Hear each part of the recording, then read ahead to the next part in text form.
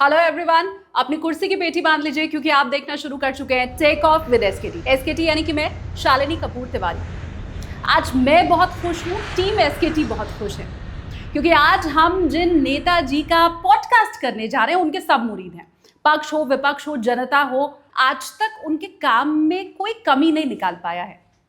अच्छा, पर्सनली मैं जब उनसे मिलूंगी तो उनका शुक्रिया अदा करूंगी क्योंकि मेरा, आपका और पूरे देश के लोगों का बहुत सारा समय उन्होंने बचाया है।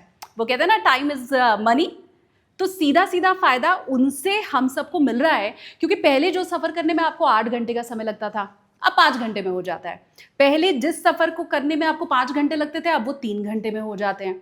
तो बात सीधी सी है कि हर घर तक उन्होंने फायदा पहुंचाया है। जो बैक एक होता था, सफर करते समय पीठ में दर्द हो जाता था, कंधे अकड़ जाते थे, जकड़ जाते थे, उन सबसे हमें मुक्ति मिली है। बिल्कुल ठीक आपने पहचाना। आज टेक ऑफ विद एसकेटी में मेरे साथ रहने वाले हैं हमारे सड़क और परिवहन मंत्री नितिन गडकरी जी। अब बड़ी बात यह है कि 2014 से आज तक जिनका मंत्रालय नहीं बदला गया, नितिन गडकरी जी। हर कोई जिन्हें पसंद करता है, जिनके काम की तारीफ करता है, कोई कमी नहीं निकाल पाता है, नितिन गडकरी जी। विपक्ष के कई नेताओं की प्रधानमंत्री मोदी के बाद पीएम बनने की पहली पसंद नितिन गडकरी जी। लगातार उनका ये जो सफर रहा है वो ऊंचाइयों भरा रहा है। टेक ऑफ करने के बाद बस उड़ान ही वो भरते चले गए। अभी हाल के दिनों में नितिन गडकरी जी के सफर में थोड़ा सा टर्बुलेंस जरूर आया है और उस टर्बुलेंस के ऊपर हम जरूर चर्चा करेंगे। लेकिन लोग ये कह रहे हैं कि बेटों का फायदा कराया है गडकरी जी ने। एथेनॉल मिले हुए पेट्रोल के ऊपर नितिन गडकरी जी के बेटों और कंपनी की क्या पूरी बातचीत है वो भी हम तलाशने की कोशिश करेंगे। अगला 16 लेन कहां बन रहा है, 2 से 3 घंटे में आप कहां पहुंचने वाले हैं, इन सारी चीजों के ऊपर हम करेंगे चर्चा और देंगे बोर्डिंग पास नितिन गडकरी जी को।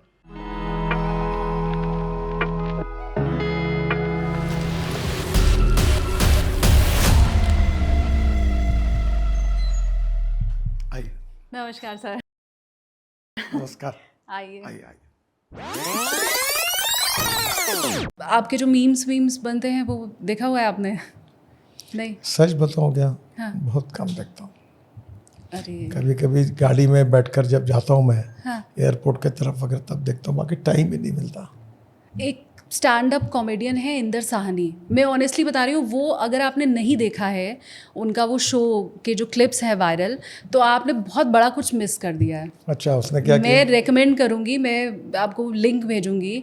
उन्होंने आपके ऊपर ही स्टैंड अप कॉमेडी जो है वो करी हुई है और उन्होंने कहा है कि अब तो गडकरी साहब बस हमारी पीठ के ऊपर ही हाईवे बनाना बाकी रह गया बाकी हर जगह हाईवे खींच दिया है, ऐसा उनका खैर बहुत शानदार है सर। एक वो परसों एक आया, मेरे को एक ने भेजा, एक आदमी एक ऐसी सुंदर महिला अपनी सहेली को लेके गाड़ी चलाते रहता है। हाँ। उतने में उसकी पत्नी का फ़ोन आता है और बोलता है, तुम कहाँ हो? बोला, मैं गाड़ी चला रहा हूँ। तुम्हारे बाजू में कौन बैठी है? वो चुड़ैल कौन बैठी है? सब डांटती हो भाई पत्नी। बोलता क्यों? बोले, अभी तुम्हारी ट्रैफिक चालान आई, उसका फोटो भी आया और मुझे पता चला कि तुम गाड़ी चलाकर वो बाजू में बैठी है। तो वो बोलता है, गडकरी साहब ये अब बंद करो, हमारी प्राइवेसी क्योंकि वो फोटो उसका आता है, तो चालान में फोटो भी भेजते ना। हाँ हाँ तो वो फोटो आ गया वो महिला का उसके साथ। हाँ, बड़ी क्लियर फोटो आती है सर। हाँ। एकदम साफ स्पष्ट, क्योंकि मेरा तो चालान कट चुका है, मैं आपको बता रही हूँ। ये जब आपका पूरा फुल लॉकडाउन जिस समय लगा हुआ था ना, तो खाली सड़कें थी, मीडिया वाले तो भगाते थे गाड़ी। तो मेरी सुबह की शिफ्ट थी, मैं अच्छा लाल बत्ती पे मैंने गाड़ी रोकी है सर, और वो जो जेब्रा क्रॉसिंग है उसके ऊपर रोकी है बस गाड़ी। खाली सड़क पे मैं गाड़ी रोक के खड़ी हूँ सर, और उसका भी चालान आया हुआ है।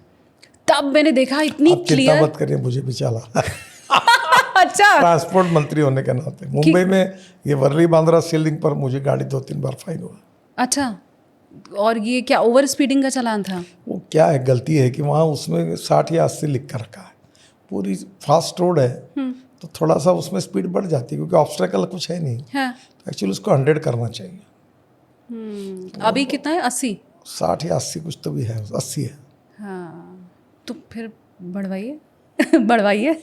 स्टेट गवर्नमेंट का मैं नहीं बनाया हूँ। हाँ वर्ली बांद्रा है ना मुंबई में, हाँ आपने गया समुद्र हाँ, में? हाँ, एकदम मैं नहीं सर, बनाया। हाँ, अच्छा। 55 flyovers, Worli Bandra, Mumbai Pune express highway, Maharashtra के फ्लैगशिप प्रोजेक्ट मैंने बनाया। अब तो सर पता ही नहीं चलता है कौन सा आपने बनाया है, कौन सा स्टेट ने बनाया है, क्योंकि जो भी हो जाए वो सब गडकरी साहब ने बनाया यही है। प्रॉब्लम है एक्चुअली। समृद्धि महामार्ग मैंने नहीं बनाया, हाँ, वो महाराष्ट्र सरकार ने बनाया, देवेंद्र जी ने, उद्धव ठाकरे उन्होंने बनाया। हाँ। तो सब 90% क्रेडिट मुझे देते हैं, तो मैं क्लियर करता हूँ कि मेरा नहीं। तो ये अच्छा लगता है, खराब लगता है? नहीं, जिसका काम है उसी को क्रेडिट मिलना चाहिए। मैं नहीं लेना चाहता हाँ। कि जो मेरा काम नहीं उसका क्रेडिट मैं नहीं लेना चाहता। और जो आपने नहीं किया जब उसका ठीकरा फोड़ते हैं तो? वो भी प्रॉब्लम है। हाँ, अब कोई भी गड्ढा कोई भी रोड पर आए तो मुझे क्लियर करना पड़ता है कि मैं राष्ट्रीय महामार्ग का मंत्री हूँ। हाँ, मैं state highway, district highway, village road, urban city के रोड, इसका मैं मंत्री। अब दिल्ली में गड्ढे हैं, देखो गडकरी जी तुम क्या कर रहे हो। अभी दिल्ली में म्यूनिसिपल कॉरपोरेशन है, दिल्ली स्टेट गवर्नमेंट है, डीडीए है। हाँ, अभी मैंने ये जो द्वारका एक्सप्रेस हाईवे बनाया, हाँ। वो तो दिल्ली सरकार और हरियाणा सरकार का प्रोजेक्ट था, वो मेरा नहीं था। मैंने एनएच डिक्लेयर करके करवाया वो 8,000 करोड़ का। फिर UR2 ये डीडीए का प्रोजेक्ट था, मैंने उनसे लेकर बनाया। तो कहीं ना कहीं कुछ बातों में फिर वो डिस्क्रेडिट भी बहुत बढ़ेगा मिलता है। नहीं, पर इसे आप उपलब्धि मानते हैं कि चाहे देश दुनिया में कुछ भी हो जाए, कहीं भी एक खड्डा हो जाए तो वो गडकरी जी का ही नाम आता है, मतलब दूसरा कोई नाम ही किसी को याद नहीं है। जब आप गाय और भैंस रखकर उसका दूध पीते हो हाँ, तो गोबर भी का आपको सहन करना पड़ेगा। तो मेरा दोष नहीं है, पर मैं क्लब के लोगों के मन में रोड है रोड बस। कुछ भी हुआ गडकरी ने बना। अभी ब्रिज गिर गए बिहार में, हमारा एक भी नहीं गिरा है। तो मुझे आप जैसे पत्रकार, आपके ब्रिज बिहार में गिरे, हमारे नहीं गिरे। वो 90 डिग्री वाला जो रोड था, पुल था, उसके लिए भी कह रहे थे गडकरी साहब ने ही बनाया है। कहाँ का? ये MP वाला जो था। मेरा नहीं था। हाँ, पर सोशल मीडिया पे आपको ही लोग हाँ, वो ट्रोल करें। 7 कितने % आते हैं हमारे ऐसे गलत? 70 to 80% होते हैं जो हमारे। गलत आते हैं। आप पूछो सवाल इसमें। अच्छा, 70 to 80% जिसका मेरा कोई संबंध नहीं होता। अच्छा। तो पर मैं रोड का कुछ भी अच्छा बुरा उसका सिंबल ही मैं बन गया हूँ। लोग मेरे गले में माला अटका देते हैं। हाँ, कुछ गलतियाँ भी होती हैं हमारी। कैसे डील कैसे करते हैं फिर आप? कैसे डील कैसे करते हैं? कुछ डील नहीं करता, जो हुआ सो हुआ। अच्छा, मैं तारीफ करने से खुश नहीं होता, टीका टिप्पणी करने से नाराज़ नहीं होता। और मैं ये मानता हूँ कि हम लोग जब अच्छाई की, सक्सेस की जब क्रेडिट लेते हैं तो डिस्क्रेडिट होता है, तो उसको भी सहन करना चाहिए, क्लैरिफाई करना चाहिए। अगर मेरी गलती है तो मैं पब्लिकली एक्सेप्ट करता हूँ। मैं कितने इंटरव्यू में रोड एक्सीडेंट के ऊपर मैंने एक्सेप्ट किया कि मेरे प्रयास करने के बाद भी हम उसको कम नहीं कर पाए। स्कूटर है आपके पास? अभी है, पर मैं चलाता नहीं। नहीं चलाते? कौन सा स्कूटर? बजाज का था, घर पे इलेक्ट्रिक का है। अभी 3 व्हीलर है घर में, मुझे शौक है। ये जो स्टैंड अप कॉमेडी की मैं बात कर रही हूँ, उसमें स्टैंड अप कॉमेडियन ये बोल रहे हैं कि गडकरी साहब को अधिकारियों और उन पे किसी पे भरोसा नहीं है। वो स्कूटर के ऊपर 1 किलो सीमेंट लेके खुद ही निकल पड़े हैं। वो जहाँ पे भी देखते हैं सीमेंट डालते हैं, पीछे से वो आता है, रोड बनाता हुआ आगे चलता चला जाता है। तो ऐसे ही है? नहीं? मैं दखल लेता हूँ। हाँ, यानी गड्ढे की मैंने पहली बात जनता की तकरारों की, मैं सेंसिटिव पॉलिटिशियन हूँ, तो मैं तकरार लेता हूँ। आप रिकॉर्डिंग शुरू हो गया ना? हाँ, हाँ, हाँ। हाँ, तो मैं जब भी गलतियाँ ऐसी दिखती है, यानी गड्ढे वगैरह होते हैं, तो मैं उसकी जो हमारी गलती है उसको रेक्टिफाई करता हूँ। और अभी मैंने आज ही एक निर्णय किया है, आज इशू किया है कि हर RO और PD वह साल भर में उसके जिम्मेदारी पर जो सेक्शन है उसमें कितने एक्सीडेंट्स हुए और सोशल मीडिया और प्रिंट मीडिया, TV से कितनी तकरारें उसकी बाहर आई, उसके आधार पर मैं उसका परफॉर्मेंस ऑडिट करूँगा और उसको जिम्मेदार पकड़ूंगा। ये आप रोज़ नए नए जो आदेश देते रहते हैं, तो ये परेशान हो जाते होंगे फिर आपके अंडर काम करने वाले? होते कि होंगे। नई बात मुझे बता दी आज, तो मुझे अब नहीं ये भी पता। करना है। अभी मैंने केरल का दिया रिव्यू, अभी आने के पहले 3 घंटा बहुत गर्म किया मैंने। ब्लैक लिस्टेड करो सबको। परेशान रहते होंगे? देखिए, मैं जनता से लॉयल हूँ और जनता ने मुझे चुनकर दिया है और प्रधानमंत्री ने मुझे दायित्व दिया है और जनता के प्रति मैं जिम्मेदार रहकर जनता को अच्छे रोड दूँ और सस्टेनेबल डेवलपमेंट करूँ, ये मेरा कर्तव्य है। और वो मैं नहीं करता तो मैं मेरे कर्तव्य का पालन नहीं करता, ऐसा होगा। तो मैंने करना चाहिए वो। अश्विनी वैष्णव जी से कैसे आपके संबंध हैं? अच्छे संबंध है। अच्छा संबंध है। लोग सोशल मीडिया पे ये कह रहे हैं कि अश्विनी वैष्णव जी को जहाँ पटरी खींचनी थी वहाँ पे आपने रोड बना दिया। नहीं, ऐसा तो कहीं अश्विनी वैष्णव जी परेशान हो गए, आपसे कह रहे हैं कि ये तो हर जगह रोड बनाता चला जा रहा है। नहीं, एक क्या हुआ है, KPMG का एक रिपोर्ट आया हाँ और उस रिपोर्ट में ये कहा गया कि 81% ट्रैफिक रोड पर गुड्स ट्रैफिक आ गया और 1% रेलवे पर आया और करीब 18% बाकी इससे है। तो फिर लोगों ने कहना कि आप रोड अच्छे बनाओगे तो रेलवे का बिजनेस जाएगा। हाँ तो ऐसा ये कंपटीशन होनी चाहिए। वैसे मैं पब्लिकली ये कह चुका हूँ कि अगर हम पानी से ट्रांसपोर्ट करते हैं तो 1 रुपया कॉस्ट है, रेलवे से करते तो 6 रुपये है और रोड से करते तो 10 रुपये है, हवाई जहाज़ से करते तो उससे कई गुना ज़्यादा है। तो हमारी पहली प्रायोरिटी है वाटरवेज, दूसरी प्रायोरिटी है रेलवे, तीसरी प्रायोरिटी है रोडवेज और चौथी प्रायोरिटी है एयरवेज। पर अब ये हम रोड अच्छे बना रहे, फिर उसमें क्या हुआ कि फ्यूल में बदल आ गया, इलेक्ट्रिक आ गया, इथेनॉल आया, flex engine, CNG, LNG, hydrogen, electric. तो नेचुरली क्या हुआ कि अब उसकी भी कॉस्ट कम हो रही है। अभी मैंने पानीपत में एक प्रोजेक्ट का उद्घाटन किया। एक मुंबई के बहुत बड़े लॉजिस्टिक कंपनी है, उन्होंने एक कंटेनर मुद्रा, कांडला और JNPT से डायरेक्ट कंटेनर ये सोनीपत लेके आएंगे, पानीपत नहीं सोनीपत। तो उन्होंने स्पेशल 60 टन के इलेक्ट्रिक ट्रक लिए, वो इलेक्ट्रिक स्वैपिंग टेक्नोलॉजी है और प्रोटॉन करके कंपनी है, चाइनीज़ उनका है। तो अब 110 रुपये डीजल जो है उसकी कॉस्ट में इलेक्ट्रिक की कॉस्ट आती 10 रुपये। तो एकदम लॉजिस्टिक कॉस्ट कम हो गई और लास्ट माइल कनेक्टिविटी हो गई। तो लॉजिस्टिक कॉस्ट कम हो गई, तब रेलवे को भी अब करना होगा कि एक रेलवे में 40 के बजाय 60 बोगी जाए और एक के ऊपर 2 कंटेनर जाए ताकि उनकी कॉस्ट कम हो। तो धीरे धीरे जब कंपटीशन होगी तो लॉजिस्टिक कॉस्ट कम होगी। तो सभी क्षेत्रों में कंपटीशन होनी चाहिए रेलवे रोड में। पर जैसे जो अच्छा बेनिफिट देगा उसमें लोग जाएंगे। अभी हम लोग हमारे रोड पर लग्जरी बसेज जाती थी, अब धीरे धीरे नागपुर से पुणे बड़ी बसेस करीब 70-80 बसेस छूटती है। अब नागपुर से पुणे वो वंदे भारत ट्रेन चालू हुई, अब वो बहुत अच्छी है, टिकट भी कम है, तो लोग उसमें जाने लगे तो बस का ट्रैफिक कम हुआ। अल्टीमेटली जो कंपटीशन है वो क्वालिटी की है, कंफर्ट्स की है और उसके रेट की है। तो सबको अधिकार है, जो सबसे अच्छी सर्विस देगा लोग उसको प्रीफर करेंगे। सर्वाइवल ऑफ द फिटेस्ट, और लोगों को अच्छी सर्विस मिलनी चाहिए, इसलिए कंपटीशन होनी चाहिए। और इसलिए कल हमारी बसेस कम होगी तो हमारा टोल कम होगा तो रेलवे का ज़्यादा बढ़ेगा। तो हम और फिर करेंगे कि इलेक्ट्रिक बस लाएंगे, फिर हम फ्लैश चार्जिंग की बस लाएंगे। तो उससे रेलवे से भी उड़ने वाली बस अभी हम रेलवे से कम कॉस्ट करेंगे तो फिर रेलवे को और कोई नई टेक्नोलॉजी आएगी। तो ये दुनिया में ये कंपटीशन से अल्टीमेटली जनता का बेनिफिट है, पब्लिक का बेनिफिट है, पब्लिक की कंफर्ट लेवल बढ़नी चाहिए और वही मकसद है। बुलेट ट्रेन लोग कह रहे हैं कि नितिन गडकरी जी तो फ्लॉप कर देंगे। वो अहमदाबाद टू मुंबई कह रहे हैं 2 घंटे में पहुंचो, तो गडकरी जी कह रहे हैं मैं 1.5 घंटे में पहुंचा देता हूँ। अभी देखो, दिल्ली से देहरादून 2 घंटे में होगा, अब दिल्ली से जयपुर 2.25 घंटे में होगा, हो रहा है ऑलरेडी। अब दिल्ली से अमृतसर 4 घंटे में होगा, दिल्ली से मनाली 7 घंटे में होगा। अब दिल्ली से मेरठ 4 घंटे लगते थे, अब 40-45 मिनट में हुआ है। अब ये क्या हुआ है कि चेन्नई से बेंगलोर 5 घंटे लगते थे, अब 2 घंटे में होगा। मैसूर से बेंगलोर 3.5 घंटे लगते थे, अब 1 घंटे में हुआ।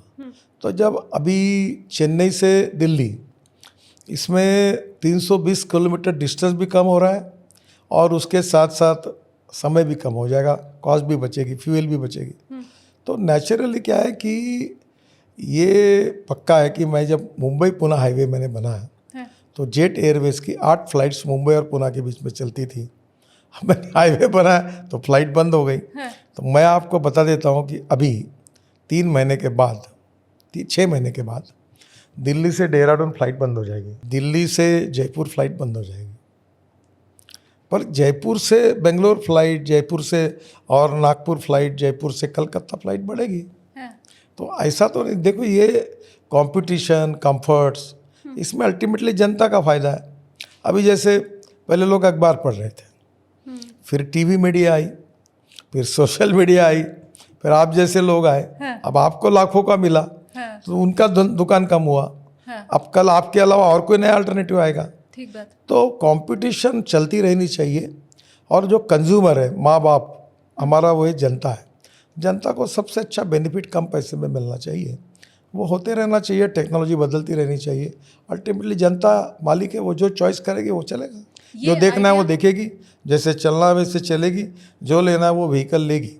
पर एक बात जरूरी है, पोल्यूशन कम होना चाहिए, सस्टेनेबल डेवलपमेंट होनी चाहिए, कंफर्ट्स लेवल बढ़नी चाहिए, और इकोलॉजी और एनवायरनमेंट को प्रोटेक्ट करना चाहिए। इकोनॉमी को भी बढ़ाना है, और समाज में इथिक्स के साथ संस्कारों के आधार पर गुणात्मक रूप से समाज को भी बदलना है। तो अल्टीमेटली अच्छे गोल क्या है वो निश्चित है। उन गोल तक हम सरकारी माध्यम से, सामाजिक माध्यम से, शैक्षणिक माध्यम से, एनजीओ के रूप में, सोशल ऑर्गेनाइजेशन के रूप में, या पॉलिटिकल पार्टी के रूप में, हम उस उद्दिष्टों तक जाए, ये सबका कर्तव्य है, जिम्मेदारी है। उसमें जिसको जो जिम्मेदारी मिलती है वो करती है। अभी आप मेरा इंटरव्यू ले रही है, हाँ, ये प्रकार से आप एजुकेशन ऑफ मासेस कर रही है। आप अच्छी अच्छी बातें लोगों तक पहुंचा रही है, सच्चाई को पहुंचा रही है। This is your qualitative contribution towards nation and society. अब इसमें और कोई कंपटीशन में आएगा, और कोई नया प्रोग्राम आएगा, चलते रहेगा। अब देखो 10 साल पहले जो म्यूज़िक पॉपुलर था, हाँ, आज वो गाना नहीं सुनते लोग। हाँ, जो आज सुन रहे वो 10 साल के बाद नहीं सुनेंगे। जो 10 साल पहले जो हीरो पॉपुलर था वो आज नहीं है। सबकी टेम्पररी फेज होती है, और उस फेज में जो आदमी अच्छा काम करता है वो लॉन्ग टर्म टिकता है। आप सुनते हैं गाना? हाँ, कौन सा? मैं पुराने भी सुनता हूँ, लता मंगेशकर के वगैरह। अभी वो माला सिन्हा और धर्मेंद्र के पिक्चर का गाना है, बहुत पुराना। हाँ, अभी वो सुन रहा था मैं आज ही। कौन सा वाला? बहुत प्रसिद्ध गाना है, अभी मेरे मोबाइल पर होगा, वो बताऊंगा। तो अब बताइए ना, आप कौन सा था, पता तो चले व्यूवर्स को, हाँ, पता तो चले। वो गाना मुझे याद आने के बाद बताऊंगा। अभी मैं इंटरव्यू खत्म होते होते तक मैं पूछूंगी, याद अभी आया? मैं विशाल मिश्रा का हाँ, गाना है वो सुनता हूँ। हाँ, फिर अरिजीत सिंह का सुनता हूँ, अरिजीत सिंह के पूरे गाने सुनता हूँ। गुलाम अली को सुनता हूँ, जगजीत सिंह को सुनता हूँ। फेवरेट क्या है? कौन सा, कोई एक गाना बताइए ना अरिजीत सिंह का। मुकेश मेरे फेवरेट है, अरिजीत सिंह फेवरेट है। हाँ, मुझे ज़्यादातर जो दर्द के साथ जुड़े हुए गाने होते हैं वो अच्छे लगते हैं। आपकी लाइफ तो बड़ी हैपनिंग है। पर मुझे वो पसंद है। मैंने तो यही मुकेश सुना के है। गाने में देखो, हाँ, आप देखो राज कपूर के पिक्चर में शैलेंद्र जी ने लिखे हुए गीत और मुकेश ने गाए हुए गीत और शंकर जयकिशन ने दिया हुआ संगीत बहुत अच्छा है। अभी संतोष मोहन का वो जो गीत है, संतोष आनंद का, वो जो जया बहादुर ने गाया है ना, मनोज कुमार के पिक्चर का गीत, कौन सा? बहुत सुंदर गीत है, मुझे बहुत पसंद है वो। कोई तो एक गाना बताइए जो आप। जिंदगी तेरी मेरी कहानी है, नहीं क्या? हाँ, एक प्यार का नगमा है, हाँ, बहुत सुंदर गीत है। तो जिसकी मैं देखो जिसमें शब्द के अर्थ अच्छे होते हैं, संगीत भी अच्छा होता है और गायक भी अच्छा होता है, गीत है। अभी वो जुबेन गर्ग के भी गीत मैंने बीच में बहुत सुने, अभी अचानक, मैं कभी जानता नहीं था उनको। हाँ, वो ये आने लगे, मुझे बड़े अच्छे लगे उसके, बहुत सुनता था। शानदार। एक गाना और है, जिंदगी एक सफर है सुहाना। और राजेश खन्ना का अंदाज हाँ, पिक्चर का, हाँ, इसकी अगली लाइन क्या है? जिंदगी एक सफ़र है सुहाना। अब मुझे बड़ा अच्छा लगा, किशोर कुमार ने गाया हुआ, यहाँ कल क्या हो किसने जाना। यह कल क्या होगा किसने जाना। अब लाइन बदल दी गई है। जिंदगी एक सफ़र है सुहाना, या कल क्या होगा किसने जाना। नहीं, जिंदगी एक सफर है सुहाना, आगे टोल पड़ेगा देते जाना। अब वो भी सस्ता कर दिया हमने। अभी जो टोल था 3,000 रुपये का पास दे दिया, हाँ, और उसके कारण तो अभी 200 टोल फुकट हो गए, 15 रुपये में एक, हाँ। नहीं के बराबर। ये कैसे आइडिया आया आपको? देखिए, लोगों की कंफर्ट लेवल, हम्म, हमारा लोकतांत्रिक कल्याणकारी राज्य में कर्तव्य है कि हम लोगों के जीवन को सुसह्य कैसे बनाएं। उनको देखो, if you want good services you have to pay for it, no doubt. पर कल जाके हम कोई दुकानदार थोड़ी है, व्यापारी थोड़ी है, हम सरकार है, हम जनता के हित में काम करते हैं। तो जब टोल ज़्यादा पड़ रहा था तो मैंने सोचा कि कोई व्यवहार निकालना चाहिए। प्रधानमंत्री जी ने भी सपोर्ट किया, फिर हमने उसको एक पॉलिसी बनाई, बहुत ज़्यादा नुकसान नहीं हुआ। मैं बहुत खुश हूँ सर। मैं आपको बताऊँ, 2020 में जब मैंने आपसे सवाल पूछा हमारे चैनल में इंटरव्यू था, फिर 2022 में जब मैं जी में थी, जी हिंदुस्तान में आपका इंटरव्यू करने का मौका मिला, और अब न्यूज़ 18 इंडिया के कॉन्क्लेव में आए थे। वो इंटरव्यू मैंने नहीं किया था, पर जब इंटरव्यू हो गया तो नीचे जो ऑडियंस बैठी होती है वहाँ से ये सवाल मैंने पूछा था जो हर पत्रकार आपसे पूछता है कि सर टोल इतना महंगा है, उसका क्या होगा। इसका अनगिनत बार आपने जवाब दिया है ना। तो मैं भी उसमें से एक थी पूछने वालों में से, और अब ये जो पास आया है, शायद मैंने उस जवाब में ये कहा था कि रुक जाओ, जल्दी मैं ऐसी घोषणा करूंगा कि आपको उसमें तकरार आपकी खत्म हो जाए। और ये बमुश्किल 2 साल पहले की बात है। जब मैंने न्यूज़ 18 इंडिया वाला पूछा था वो तो अभी 2 साल पहले की बात है, और अब देखिए वो हकीकत हो भी गई। तो मैं पर्सनली तो बहुत खुश हूँ इस चीज़ से, लेकिन हम ऐसा सुनते हैं कि आप देखिए, हाँ, मैं दिल्ली शहर एनसीआर में 1.5 लाख करोड़ के काम कर रहा हूँ। 1.5 लाख करोड़, ये पैसा मैं मार्केट से खड़ा करता हूँ। जिनके पैसे होते हैं उस पर ब्याज देता हूँ, कुछ बजट का पैसा यूज़ करता हूँ, और ये पैसे में मैं लोगों को सवाल पूछता हूँ। मार्केट से कैसे खड़ा करते हैं? मैं बॉन्ड्स में पैसे कर्जे खड़े करता हूँ, प्रोजेक्ट को मोनेटाइज करता हूँ। हमारा टीओटी मॉडल है, बीओटी मॉडल है, हाइब्रिड एन्युटी मॉडल है। हम ऐसा सुनते हैं कि आपको जाम में फंसे फंसे भी आइडिया आ जाता है होता है? देखो, एक बात मैंने 11 साल में महसूस की कि लोगों से सुझाव सुनते रहना चाहिए, जाते समय अनुभव करते रहना चाहिए।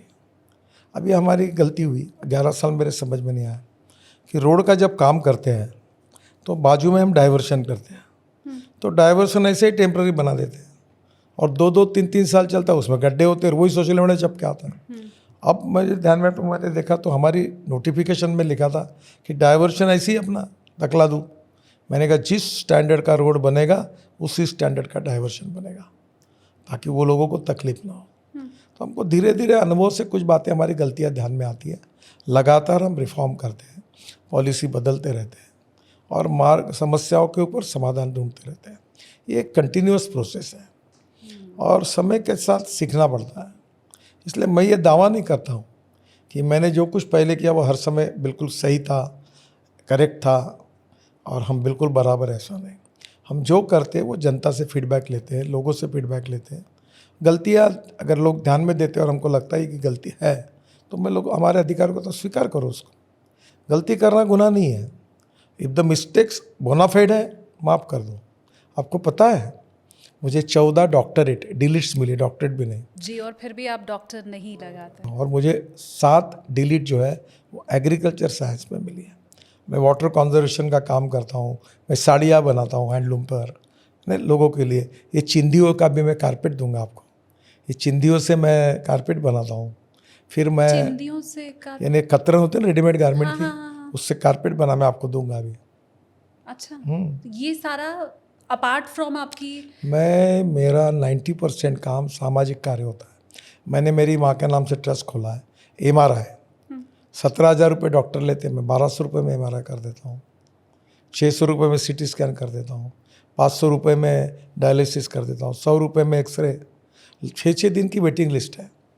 मैं ट्राइबल एरिया में, नक्सलाइट बेल्ट में अब 1500 एकल विद्यालय चलाता हूँ। हमारे 2000 टीचर हो गए अभी। 1 रुपये किसी सरकार से ग्रांट नहीं लेता, और बच्चे पढ़ते हैं वहाँ। 30,000 बच्चे हमारे स्कूल में पढ़ते हैं। तो मैं ऐसी बहुत सेवा के अनेक काम करते रहता हूँ। पर आपको लगता है कि देश में जो भी चिकित्सा वाला क्षेत्र है वो थोड़ा महंगा है, उसको कम होने की जरूरत है? सरकार ने अब काफ़ी योजनाएं बनाई है, फिर भी और गरीबों तक पहुँचने के लिए उनकी मदद करनी चाहिए। अभी पेट स्कैन है, उसको 25,000 रुपये लगते हैं, मैं 3,000 रुपये में देने वाला हूँ। नहीं, ये कैसे आप देते हैं? आपकी जेब से उसमें लगता है नहीं, या उसकी एक्चुअल कॉस्ट? एक तो कैसा है कि मेरे घर में जो कुछ उद्योग व्यवसाय हुआ तो मुझे, मेरे बच्चे भी, मैं तो कुछ देखता नहीं, वो कुछ मदद करते हैं, कुछ मैं CSR में लाता हूँ। सब चैरिटेबल ट्रस्ट है, और मैं लोगों की सेवा करता हूँ। अपने लिए समय निकाल पाते हैं? हाँ बिल्कुल, रोज़ रात को नए नए होटल में जाता हूँ, नया नया फूड खाता हूँ, अरे वाह। गाने सुनता हूँ। मैं बहुत खुशी से रहता हूँ। मैं मानता हूँ खुश रहो और लोगों को खुश करो, जियो और जीने दो, आनंद से रहो। जीवन बहुत शॉर्ट है, life is too short, try to enjoy it with social consciousness, social responsibility and social awareness. मैं लोगों को बताता हूँ यही मनुष्य है कि जो मनुष्य के लिए मरे, यही पशु प्रवृत्ति है कि आप ही चरे, वही मनुष्य है कि जो मनुष्य के लिए मरे। अपना खुद का, मैं कोई साधु सन्यासी नहीं हूँ, मैं त्यागी तपस्वी नहीं हूँ। मेरा घर, मेरा परिवार, मेरी नाती, मेरी छोटी नाती ने, उसके साथ मैं याद करते रहता हूँ, उसको मिलता हूँ, सबको, सबके साथ बात करता हूँ। हाँ।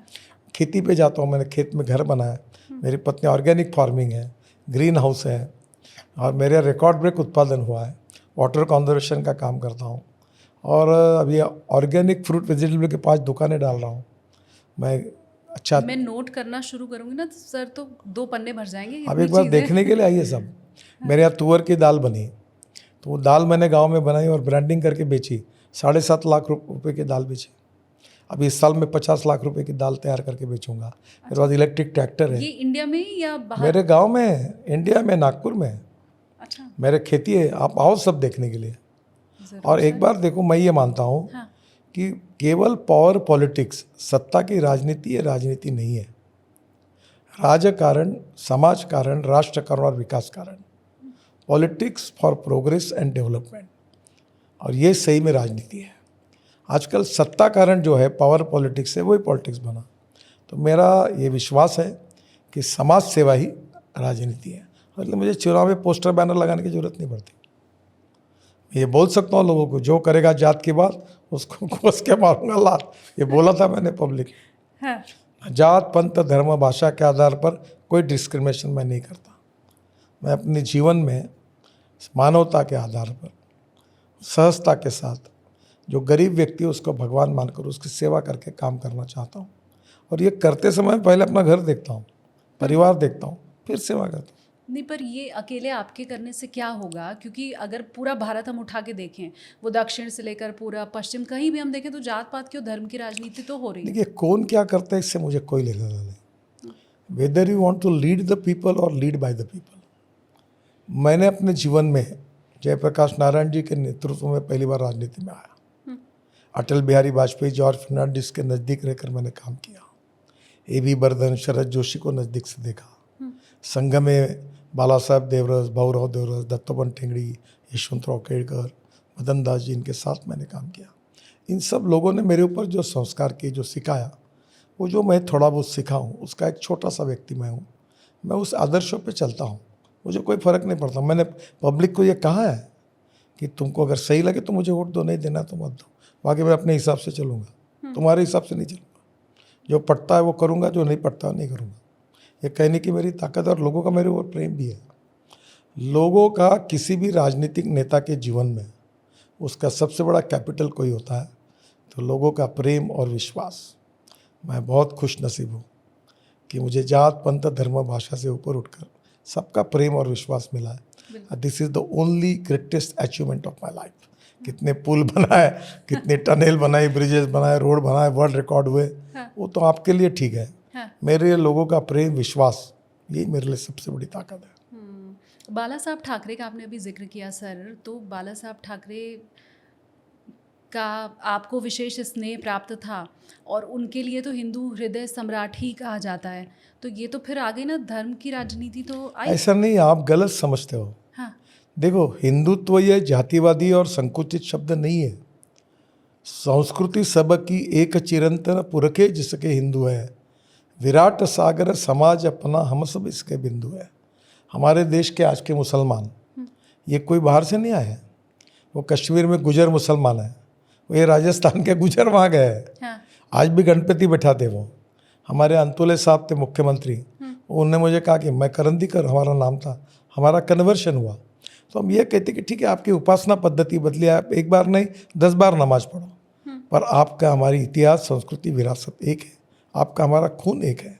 आप 10 बार मस्जिद में नमाज पढ़ना पड़ो, आपका अधिकार, पर हमारे भारतीय हम सब भारतीय मिलकर रहेंगे, साथ में मिलकर रहेंगे। यही संघ की भावना है। हम कोई किसी को डिस्क्रिमिनेट नहीं करते। बाला साहब देवरस जी ने पुणे की वसंत व्याख्यानमाला में कहा था कि जातीयवाद और अस्पृश्यता अगर बुरी नहीं है तो कोई चीज़ बुरी नहीं हो सकती।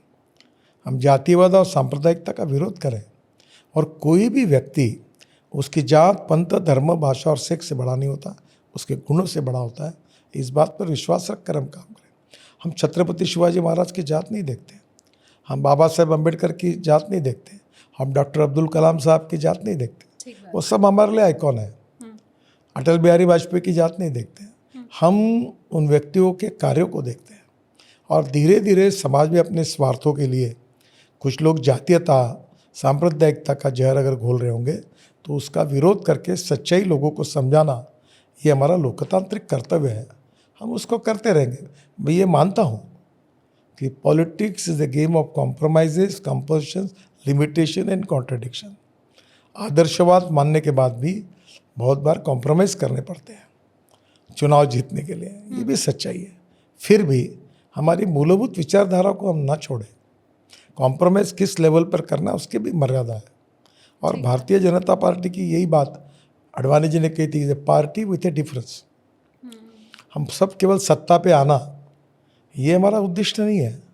सत्ता पर आने के बाद राष्ट्र का पुनर्निर्माण करके, गांव गरीब मजदूर किसानों का कल्याण करके, सस्टेनेबल डेवलपमेंट के साथ देश को विश्वगुरु बनाना है और समाज को सामाजिक आर्थिक दूसरे गुणात्मक परिवर्तन लाना है। ये हमारा उद्दिष्ट है, मिशन है, इसके लिए हम काम कर रहे हैं। हम अपने व्यक्ति को चमकाने के लिए नहीं काम कर रहे। मैं तो यही चाहती हूँ सर, आपने जो कहा है उस पर मेरे व्यूवर्स इस बात पे पहले तो एक लाइक करें आपकी इस बात को, और आम जनता से ज़्यादा माफ़ी के साथ ये आपका जो मैसेज है वो नेताओं तक हमारे देश के पहुँचे। वो किसी भी कोने में रह रहे हैं, कम से कम देखो मैं आपको एक बात बताता हूँ। हाँ, कोई भी अच्छा काम जो होता है, आप और मैंने तय किया कि आप जैसे पत्रकार हैं तो आप ये कहते कि मैं मेरे पत्रकार धर्म का पालन करूँ। तो धर्म ये कोई सांप्रदायिक वर्ड नहीं है, धर्म कर्तव्य के साथ आया हुआ है। ठीक बात। मैं भी एक छोटा सा व्यक्ति हूँ। आप भी अपने क्षेत्र में अगर आप आपकी इथिक्स के साथ आपके धर्म का, आपके कर्तव्य का पालन करोगे तो आपके तरफ देखकर दूसरा करेगा, तीसरा करेगा। अभी मैंने सांस्कृतिक महोत्सव किया, क्रीड़ा महोत्सव किया था हमारे आजू बाजू में। अभी कल ही मैं गया था, प्रवीण दटके करके हमारे एमएलए, उसने आमदार सांस्कृतिक महोत्सव किया। तो अच्छे की प्रेरणा और अनेक जगह जाती है, और सब लोग करने लगे तो अपना काम खत्म करके अपन नया काम करेंगे। जो आप हमेशा करते भी हैं, अलग एक कोई जगाते हैं और जैसे ही वहाँ किरण फूटती है फिर आप दूसरे काम में जुट जाते हैं। हाँ। मैं अब ना 2-3 टिप्स आपसे लेने वाली हूँ मेरे व्यूवर्स के लिए। पहला तो आप मुझे फटाफट ये बताइए कि भारत में आपके हिसाब से सबसे बढ़िया नेशनल हाईवे कौन सा आपने बनाया है जो आप मेरे व्यूवर्स को रेकमेंड करेंगे कि भैया तुम अभी तक अगर नहीं गए हो तो अब तुम जाओ वहाँ पे देखो। मैं व्यूअर्स को ये रिकमेंड करूँगा कि मैंने सब नेशनल हाईवे अच्छे इंटेंशन से अच्छे ही बनाए हैं। हाँ। अगर आप में उसके कुछ गलतियाँ ध्यान में आती है तो मुझे बताइए, मैं आपके अपेक्षा के अनुसार उसको रेक्टिफाई करने की कोशिश करूँगा। सोशल मीडिया में मेरे सोशल इस पर वेबसाइट पर आप ज़रूर आपके तकरार और सुझाव भेजिए, मैं इसको सुधारने की कोशिश करूँगा। कोई एक दो तो सर होगा आपका फेवरेट जहाँ चलने में आपको बड़ा मज़ा आता होगा? मैंने पहला highway Mumbai Pune express highway बनाया। हाँ। तो वर्ली बांद्रा सीलिंग प्रोजेक्ट किया। हाँ। अच्छे बने हुए हैं। वहाँ जाएं सब हाँ लोग? बिल्कुल जाए। मुंबई पुणे तो लोग जाते ही है। आज देखो 97-98 में बना है, अब 25 साल हो गए। बहुत अच्छा हाईवे बना। ये जब से अच्छी रोड बननी शुरू हुई है, मैं आपको अभी बता दिल्ली मेरठ अच्छा बना आपका, दिल्ली में। हाँ, शानदार है। हाँ। जाम से मुक्ति मिल गई है। नहीं हम बहुत से पत्रकार दिल्ली के यमुना पार रहते हैं तो पार्लियामेंट में मैं आता हूँ तो बोलते साहब पहले 1.5 घंटा 2 घंटा आता था, 20 मिनट में घर जाता हूँ। हाँ। आपने हमारे जीवन को बदल दिया। हाँ, वो यमुना पार वाला इलाका तो वैसे भी इतना कंजेस्टेड है। आपका भी यमुना पार घर है? नहीं, मैं लेकिन जब मास कम्युनिकेशन कर रही थी, जब दिल्ली आई थी मैं मास कम्युनिकेशन करने, तब मैं लक्ष्मी नगर रहती थी। लक्ष्मी नगर सस्ता वाला कहाँ से इलाका। मैं सर बनारस से हूँ, मोदी जी के वहाँ से। अच्छा, बनारस से। मैं एकदम ठेठ बनारसी, ननिहाल ददिहाल सब बनारस का। और मेरी पढ़ाई लिखाई मतलब प्रॉपर बनारस सिटी की मैं बात बता, BHU से मैंने पढ़ाई की है सर। अच्छा। मैंने BHU का वसंता कॉलेज है, वहाँ से इकोनॉमिक्स ऑनर्स हूँ मैं।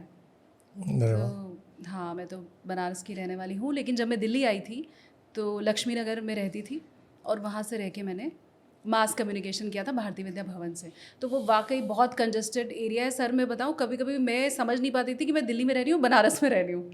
गलियाँ लक्ष्मी नगर की इतनी पतली पतली अपने बनारस का जो सिल्क है ना साड़ियाँ, हाँ, वो हम बनाने लगे। और हमारी साड़ियों का प्रिंटिंग झारखंड में करते हैं। 12,000 रुपये में एक साड़ी हैंडलूम पे तैयार करते हैं और वेटिंग लिस्ट है, 6 महीने तक साड़ी नहीं दे सकते। आप एक काम करिए, हाँ, मेरा पॉडकास्ट रिले करने के पहले आप नागपुर आइए और सब प्रकल्पों का शूटिंग करिए। तो मेरी बात और वो दिखावा तो और अच्छा लोगों तक जाएगा। विजुअल हम उसमें लगा सकते रहेंगे। आप आइए, ठीक है सर। साड़ियाँ बताऊंगा मैं, ये चिंदी का बताऊंगा, कौस्तुभ को बोल के मैं आपकी, आप जरूर आइए।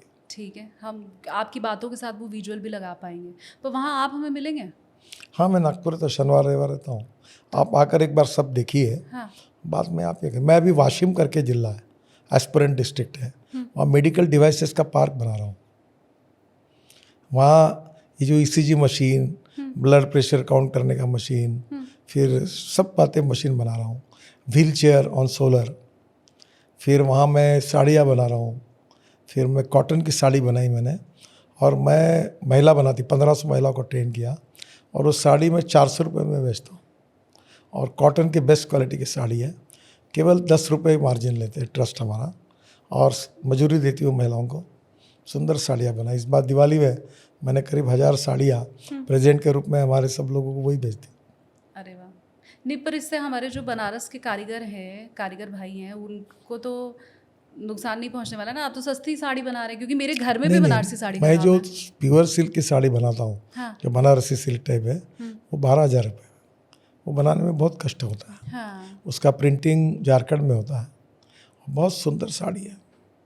अभी वो इतना वेटिंग लिस्ट है कि कोई देने के लिए, दिखाने के लिए नहीं है। अच्छा। अभी हमारा कार्यक्रम हुआ दीपावली मिलन का, हाँ। तो मेरी पत्नी, मेरी दोनों बहू और मेरी लड़की, चारों जन वो साड़ियाँ पहन की थी। अरे वाह। उसका स्टॉल लगा था, हाँ। पूरी साड़ियाँ खत्म हो गई। ओहो, तो पता चलता है देख के कि बनारसी है या? नहीं, बनारसी बहुत अच्छी क्वालिटी की है, हमारे भी ठीक है। मैं बनारस से अच्छी है ऐसा दावा नहीं नहीं, मतलब अगर कोई छुए ना, ऐसे मतलब कपड़ा ना चेक करे। करता। सिल्क है वो, जो टसर सिल्क है ना, हाँ हाँ। तो वो हमारे यहाँ भी सिल्क है वो। आप आइए ना देखने के लिए, मैं आपको साड़ी प्रेजेंट भी कर दूंगा। ठीक है सर, डन। अब लेकिन ये तो पहली टिप आपने दे दी कि कहाँ, अगर कोई गया नहीं है तो वो कहाँ पे जाए, बाय रोड।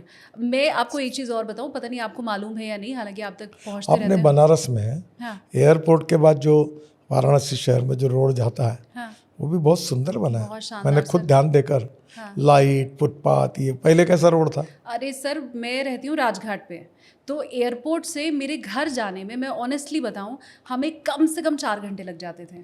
बनारस में बाबतपुर से, और राजघाट आने में 4 घंटे लगते थे। अब 1 घंटे का वो सफ़र रह गया है हमारा। मतलब पहले तो बनारस में एयरपोर्ट ज़रूर था, लेकिन लोग बचते थे। उनकी ये कोशिश रहती थी कि हम ट्रेन से चले जाएं, बाई रोड तो सर कोई सोच नहीं सकता था। अभी अंदर में मैं रोपवे बना रहा हूँ बनारस में। हाँ, बहुत डिले है लेकिन। नहीं, अभी हो जाएगा 2-4 महीने। वो सब कंजेस्टेड एरिया है, एक्विजिशन करना था, हाँ। थोड़ी बहुत अड़चने आई, पर अब सॉल्व हो गई।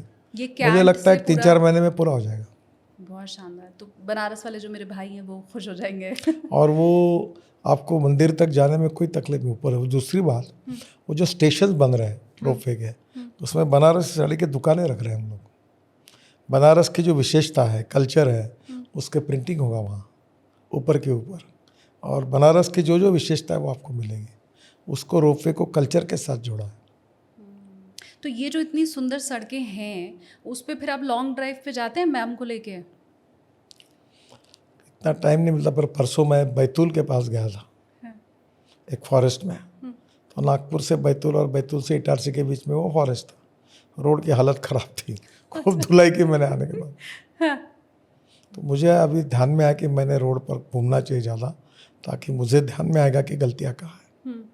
लेकिन पूरा देश अपनी अपनी बीवियों को लेके, मैं आपको बता रही हूँ, लॉन्ग ड्राइव पे अब निकलना शुरू हो चुका है, जो आज के 10 साल पहले नहीं सोचते थे। मुझे एक्चुअली योगी जी ने बोला कि आपने हमारी समस्या बढ़ा दी प्रयागराज में। हाँ। कुंभ के समय। तो मैंने कैसे बढ़ाई? बोले आपने इतने अच्छे रोड बनाए कि हैदराबाद, चेन्नई, बेंगलोर, कोचीन, कालीकत से लेकर गाड़ी लेकर लोग पूरे प्रयागराज आए, लाखों करोड़ों गाड़ी आई।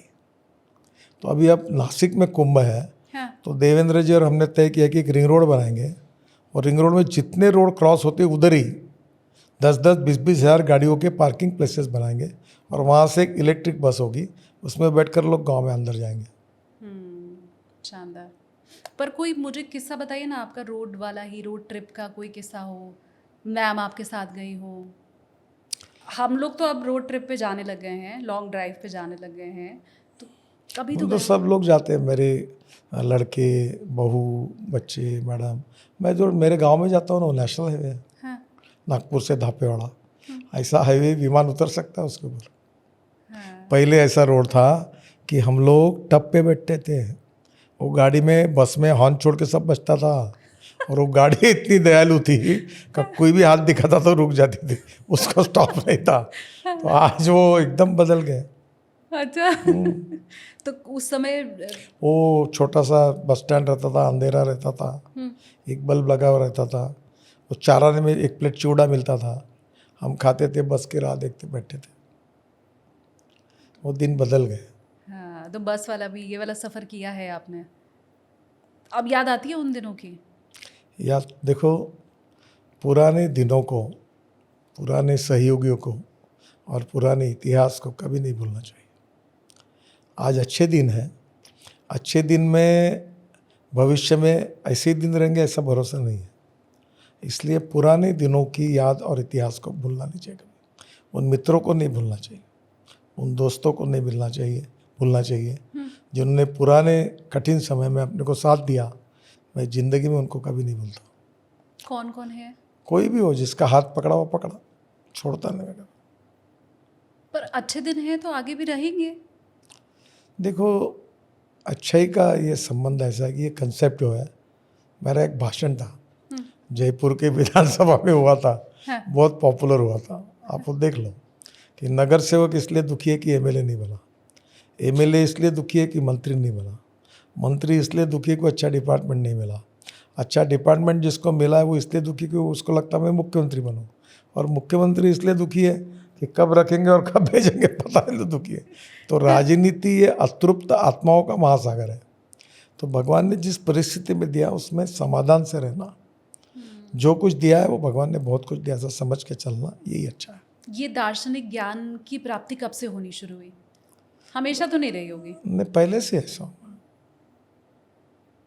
एक समय के बाद होता है ना कर्मण्य समझदारी। वाधिकारस्य माँ फलेषु कदाचन। देखो, मैं अपने जो अच्छी बातें मुझे सीखने के लिए मिली है, मेरे में बुरी बातें भी बहुत सी हैं। मैं ये दावा नहीं करता कि मैं सब अच्छा हूँ, अब मैं सुनना चाहती हूँ बुरी बातें क्या है। वो मैं नहीं बताऊंगा। पर ऐसे क्यों? अच्छी बातें जो मिली है हाँ वो मुझे लोगों के सहवास में है। देखो, अच्छाई पर किसी का पेटेंट नहीं है। छोटे से छोटे व्यक्ति में जो अच्छाई होती है उसको देखकर अपने मन में उसको अपनाना चाहिए। मैं एक बार अपने भाषण में मैंने कहा था कि जिन व्यक्तियों को मैं दूर से बहुत बड़ा समझ रहा था, उनके नज़दीक जाने के बाद पता चला वो बहुत छोटे हैं, और दूर से जिनको मैं बहुत छोटा समझ रहा था, उनके नज़दीक जाने के बाद मुझे पता चला वो बहुत बड़े हैं। तो अच्छाई का पेटेंट किसी के पास नहीं है। छोटे से छोटे अशिक्षित अज्ञानी व्यक्ति के पास भी अच्छाई कोई होगी तो देखो, अपनाओ। अच्छा जो भी दिखता वो अपनाने की कोशिश करो, और जो बुराई अगर है जिसमें महसूस होती है आपको ये गलत है, उसको छोड़ने की कोशिश करो। यही अच्छा बनने का मार्ग है और इसी मार्ग से चलना चाहिए। मैं जब छोटी थी तो स्कूल में एक हमें पोएम याद कराई गई थी। वो याद आ गई आपकी बात से मुझे कि रात को जल्दी सोना सीखो, सुबह को फिर उठ जाना, अच्छी बातें जहाँ कहीं से भी मिलती हो ले लो, ऐसे करके है। देखिए, मुझे बहुत लोग, मैं जब अभी रोज़ 2.5 घंटा में व्यायाम करता हूँ, हाँ तो मुझे कह रहे लोग, सब कहते हैं, अच्छी बात कहते हैं कि सूर्यास्त होने के पहले खाना खाओ। खाते हैं आप? नहीं, अभी तो मेरा आपका कार्यक्रम रिकॉर्डिंग ख़त्म होने के बाद हाँ। मैं होटल में जाऊंगा, रोज़ नया खाना खाता हूँ कुछ, तो 11 बजते हैं। नहीं, मैंने तो सुना था आपने छोड़ दिया है खाना। मैं कम खाता हूँ, मेरी नीयत नहीं कम हुई। मैं रोज़ नया नया खाना खाता हूँ। सुबह अभी रात को 12 बजे मेरे यहाँ 4-5 शेफ है, हाँ। वो बोलते हैं क्या करना, मैं बोलता हूँ आज ही मैंने कहा कि वो टोस्ट बनाना है, उसमें ऐसा चाहिए वैसा चाहिए, हाँ। इडली बनाना, और इडली के साथ सांभर नहीं रसम चाहिए। रोज़ मैं नई नई बातें, उसका एक मेनू कार्ड बना हुआ है। मैं अपना ज़िंदगी अपने हिसाब से जीता हूँ, जो कोई लेना देना नहीं, कौन क्या लिखता है, क्या बोलता है, क्या समझता है। हाँ। मैं अपने हिसाब से चलता हूँ। अधिकारियों को भी आप परेशान करके रखते हैं, शेफ को भी परेशान करके रखते हैं। अरे आज पता नहीं सर क्या खाएंगे, ऐसा हो जाता है। नहीं, वो रात को बता देता हूँ। हाँ। फिर समझाता हूँ। यूट्यूब पर मेरे पत्नी का और मेरा मैक्सिमम संवाद यही होता है कि मैं यूट्यूब पर देखी हुई रेसिपी उसको बेचता हूँ। फिर वो प्रयोग करती है। फिर मैं बोलता हूँ ये करो वो करो, ये जमा नहीं वो नहीं जमा। पर ये गलत नहीं कर रहे आप अपने साथ 12 बजे रात में खाना खा के? हाँ मालूम है मुझे गलत है, फिर होता है, मैं नहीं सुधर सकता, मेरे भी कुछ कमियां है, आदतें हैं। हाँ। अभी तो इसके पहले मैं मोस्ट इरेगुलर इनडिसिप्लिन व्यक्ति था, मुझे कोविड ने सुधारा। अब मैं 90 पर, आपको मालूम है मेरा वजन कितना था? नहीं। 135 किलो था। और अभी 89, 46 किलो वजन कम हुआ है। 2.5 घंटे व्यायाम करता हूँ रोज, एक्सरसाइज प्राणायाम करता हूँ। मैं इतना इरेगुलर व्यक्ति था, कोई नियम नहीं कुछ नहीं सर। आज काफ़ी बदलाव, अब इससे ज़्यादा कोशिश करता हूँ पर नहीं बदल सकता।